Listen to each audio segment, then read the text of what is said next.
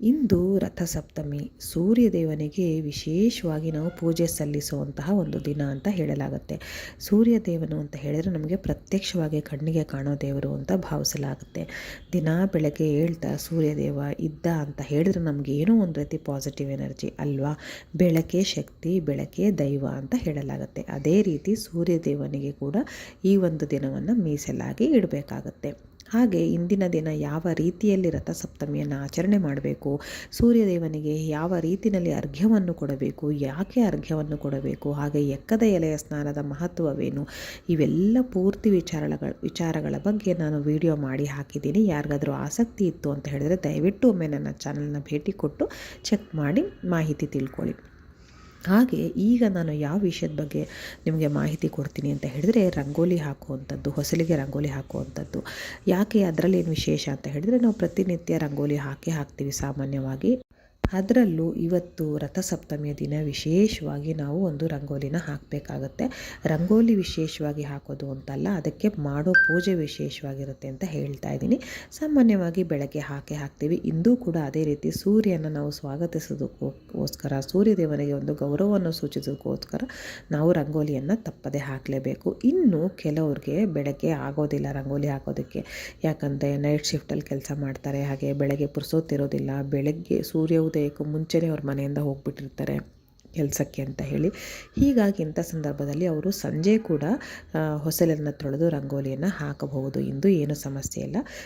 ನಿಜ ಹೇಳಬೇಕಂದ್ರೆ ಸಂಜೆ ಹೊತ್ತು ಹೊಸಲು ತೊಳೆದು ರಂಗೋಲಿ ಹಾಕೋದಿಲ್ಲ, ಆದರೆ ಕೆಲವು ವಿಶೇಷ ದಿನಗಳಲ್ಲಿ ರಂಗೋಲಿನ ಹಾಕೋದ್ರಲ್ಲಿ ತೊಂದರೆ ಇಲ್ಲ. ಈಗ ಉದಾಹರಣೆಗೆ ತುಳಸಿ ಹಬ್ಬ, ಈ ರೀತಿ ಹಬ್ಬಗಳಲ್ಲಿ ಸಂಜೆ ಹೊಸಲಿಗೆ ರಂಗೋಲಿನ ಹಾಕಬಹುದು. ಆದರೆ ನಾವು ರಂಗೋಲಿ ಹಾಕೋಕ್ಕೂ ಮುಂಚೆ ಹೊಸಲಲ್ಲಿ ರಂಗೋಲಿ, ಹಳೆ ರಂಗೋಲಿ ಅಂತ ಅನ್ನೋದು ಇರಲೇಬೇಕಾಗತ್ತೆ. ಅದ ನಂತರ ನಾವು ಅದನ್ನು ಒರೆಸಿ ತೆಗೆದು ಹೊಸ ರಂಗೋಲಿಯನ್ನು ಹಾಕಬೇಕಾಗತ್ತೆ.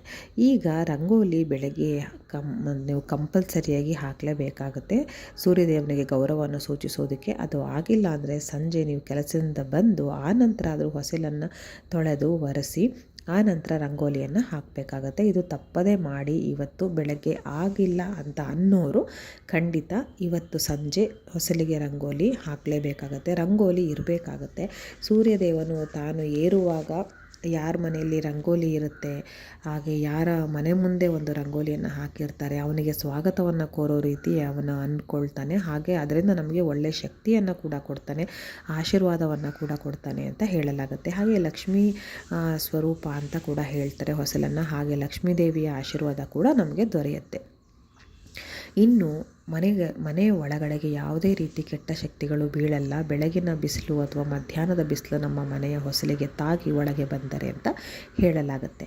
ಹಾಗಾಗಿ ರಂಗೋಲಿ ಯಾವಾಗಲೂ ಹೊಸಲಿನ ಮೇಲೆ ಇರಲೇಬೇಕು. ಅದನ್ನು ತೆಗೆದಿರಾ ಅಂತ ಹೇಳಿದ್ರೆ ತಕ್ಷಣ ಬೇರೆ ರಂಗೋಲಿ ಹಾಕಬೇಕಾಗತ್ತೆ. ಇಂದು ಸಂಜೆ ನೀವು ಕೆಲಸಕ್ಕೆ ಹೋಗಿದರೆ ಬಂದು ನೀವು ಹೊಸಲನ್ನು ತೊಳೆದು ಸ್ವಚ್ಛ ಮಾಡಿ ಆ ನಂತರ ನೀವು ರಂಗೋಲಿಯನ್ನು ಹಾಕಬೇಕಾಗತ್ತೆ. ಆಮೇಲೆ ಇನ್ನೊಂದು ವಿಶೇಷವಾಗಿ ಅಂತ ಹೇಳಿದ್ರೆ, ಹೊಸಲಿಗೂ ಕೂಡ ನೀವು ದೀಪವನ್ನು ಹಚ್ಚಿ, ಸಂಜೆ ಹೊತ್ತಲ್ಲಿ ದೀಪವನ್ನು ಹಚ್ಚಿ ಪೂಜೆಯನ್ನು ಮಾಡಬೇಕಾಗತ್ತೆ. ಹೊಸಲಿಗೆ ಅರಿಶಿನ ಕುಂಕುಮವನ್ನು ಹಾಕಿ, ರಂಗೋಲಿಯನ್ನು ಹಾಕಿ, ಅದರ ಮೇಲೆ ಅಕ್ಷತೆಯನ್ನು ಹಾಕಿ ಪೂಜೆಯನ್ನು ಮಾಡಬೇಕಾಗತ್ತೆ. ದೀಪವನ್ನು ಎರಡೂ ಬದಿಯಲ್ಲಿ ದೀಪವನ್ನು ಹಚ್ಚಿ ಇಟ್ಟು ನೀವು ಪೂಜೆಯನ್ನು ಮಾಡಬೇಕಾಗತ್ತೆ. ಇನ್ನೊಂದು ಅಂತ ಹೇಳಿದರೆ, ಇವತ್ತು ರಥಸಪ್ತಮಿ ದಿನ ಸೂರ್ಯದೇವನಿಗೆ ವಿಶೇಷವಾದ ದಿನ ಅಂತ ನಾನು ಹೇಳಿದೆ ಅಲ್ವಾ. ಹಾಗಾಗಿ ಸೂರ್ಯದೇವನ ರಂಗೋಲಿಯನ್ನು ಕೂಡ ನೀವು ಹಾಕಬೇಕಾಗತ್ತೆ. ಮುಖ್ಯವಾಗಿ ನೆನ್ಪಿಟ್ಕೊಳ್ಳಿ. ಮನೆ ಮುಂದೆ ಅಲ್ಲ ಅಂತ ಹೇಳಿದರೆ, ನಿಮಗೆ ಮನೆ ಮುಂದೆ ಅಷ್ಟು ದೊಡ್ಡ ಜಾಗ ಇಲ್ಲ ಅಥವಾ ನಿಮಗೆ ಹಾಕೋಕ್ಕಾಗೋದಿಲ್ಲ ಅಂತ ಹೇಳಿದ್ರೆ ಏನೂ ತೊಂದರೆ ಇಲ್ಲ. ನೀವು ದೇವರ ಮನೆಯಲ್ಲಾದರೂ ಕೂಡ ಒಂದು ಸೂರ್ಯದೇವರ ರಂಗೋಲಿಯನ್ನು ಹಾಕಬೇಕಾಗತ್ತೆ. ನಿಮಗೆ ಅಷ್ಟು ಚೆನ್ನಾಗಿ ನೀಟಾಗಿ ಸೂರ್ಯದೇವನ ರಂಗೋಲಿ ಹಾಕೋದಕ್ಕೆ ಬಂದಿಲ್ಲ ಅಂತ ಹೇಳಿದ್ರೆ, ಕೇವಲ ಒಂದು ಸರ್ಕಲ್ ಥರ ಮಾಡಿ ಒಂದು ವೃತ್ತಾಕಾರ ಬರೆದು ಸುತ್ತಲೂ 12 ಗೆರೆಯನ್ನಾದರೂ ಹಾಕಬೇಕಾಗತ್ತೆ. ಆಗ ಅದು ಸೂರ್ಯದೇವನ ರಂಗೋಲಿ ಅಂತ ಹೇಳಲಾಗುತ್ತೆ. ರಂಗೋಲಿ ನಿಮಗೆ ಹೇಗೆ ಬರುತ್ತೋ ಹಾಗೆ ಹಾಕಿ. ಯಾವಾಗಲೂ ಹೀಗೆ ಹಾಕಬೇಕು, ತುಂಬ ಚೆನ್ನಾಗಿ ಹಾಕಬೇಕು, ದೊಡ್ಡ ರಂಗೋಲಿ ಹಾಕಬೇಕು ಅಂತೆಲ್ಲ ಖಂಡಿತ ಏನೂ ಇಲ್ಲ. ಇವತ್ತಿನ ವಿಶೇಷವಾಗಿ ನಾನು ಹೇಳ್ತಾ ಇರೋದಂದರೆ, ದೇವರ ಮನೆಯಲ್ಲಿ ಅಥವಾ ಮನೆ ಮುಂದೆ, ದೇವರ ಮನೆಯಲ್ಲಿ ಹಾಕಿದ್ರೆ ತುಂಬಾ ಶ್ರೇಷ್ಠ. ಒಂದು ಸೂರ್ಯದೇವರ ರಂಗೋಲಿ, ರಥದ ರಂಗೋಲಿಯನ್ನು ಹಾಕಿದ್ರೆ ನೋಡಿ ಈ ರೀತಿಯಲ್ಲಿ ರಂಗೋಲಿನ ಹಾಕಬೇಕಾಗುತ್ತೆ. ಹೀಗೆ ಹಾಕಬೇಕಂತೇನಿಲ್ಲ, ಚೂರು ಹೆಚ್ಚು ಕಮ್ಮಿ ಕೂಡ ಹಾಕ್ಬೋದು.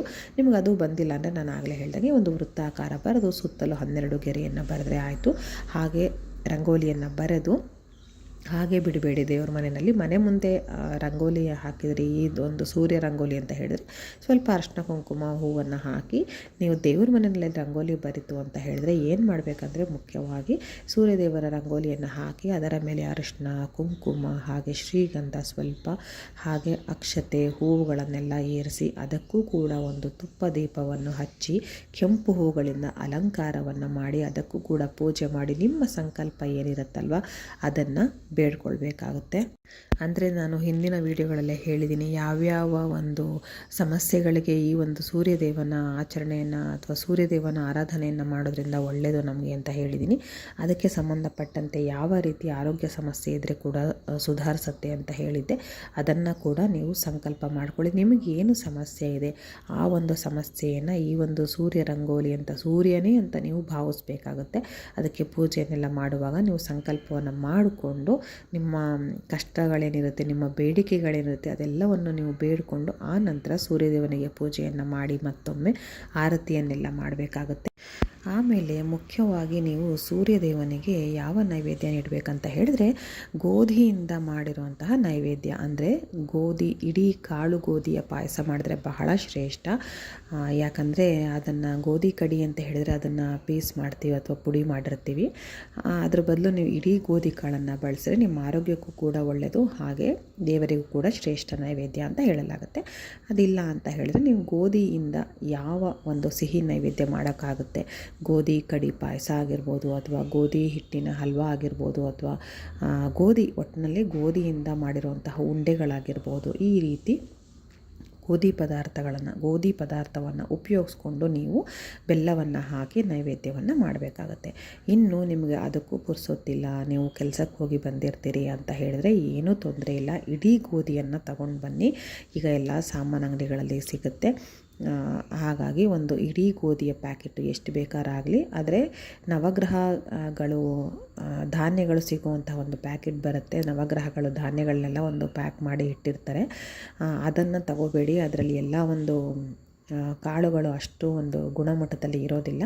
ಹಾಗಾಗಿ ನೀವೇ ಸಪ್ರೇಟಾಗಿ ಗೋಧಿಯನ್ನು ತೊಗೊಂಡು ಬನ್ನಿ. ಎಷ್ಟು ಅಳತೆ ಎಲ್ಲರೂ ತೊಗೊಂಡು ಬನ್ನಿ, ತೊಂದರೆ ಇಲ್ಲ. ಒಂದು ಮುಷ್ಟಿ ಇದ್ದರೂ ಸಾಕಾಗುತ್ತೆ.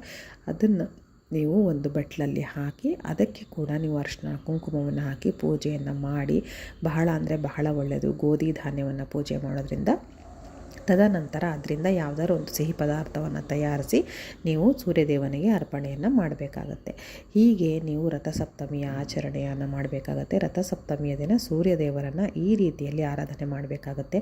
ಹಾಗೆ ರಥಸಪ್ತಮಿ ಒಂದೇ ದಿನ ಅಂತ ಅಲ್ಲದೆ ಪ್ರತಿ ಭಾನುವಾರ ಕೂಡ ನೀವು ಈ ರೀತಿ ಆಚರಣೆಯನ್ನು ಮಾಡ್ಬೋದು. ಧನ್ಯವಾದಗಳು.